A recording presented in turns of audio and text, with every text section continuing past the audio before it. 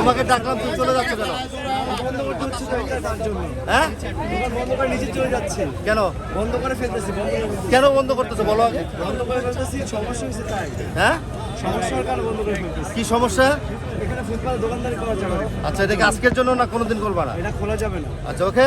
জি, জি। আচ্ছা, তুমি যেহেতু বুঝতে পেরেছো, তোমাকে ধন্যবাদ। তুমি এই যারা ফুটপাতে ব্যবসা করে তোমার সাথে পরিচিত আছে, জি, জি। আগামী কবে করবেন আপনি বলছেন?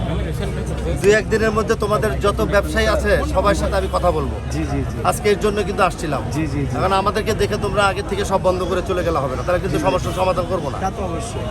সমস্যার সমাধানের জন্য আসছি। তোমরা যদি কথা না শোনো তাহলে ওইটা অন্যভাবে করতে হবে, কিন্তু তখন তোমরা কেউই ভেবে বসতে পারবে না। বুঝতে পারছি। আমরা মানবিক জিনিসটাও দেখতেছি। তোমরা ব্যবসা করতেছো, তোমাদের তো মানবিক বিষয়টা আমাদেরকে দেখতে হবে। জি, অবশ্যই। এখন তোমরা যদি এটাকে না শোনো তাহলে ফোর্স করে তোমাদেরকে এখান থেকে বের করে দিতে হবে। জি। তাহলে সমঝোতার মধ্যে আসতে হবে। ঠিক আছে, এটা মাথায় রাখা এবং তোমার মাধ্যমে যত পরিচিত আছে সবাইকে বলবা। জি, অবশ্যই। আমরা অন্য জায়গায় একটা ব্যবস্থা করে দিব, সেখানে তোমরা ব্যবসা করবা, বাট ফুটপাতে কোনো ব্যবসা করা যাবে না।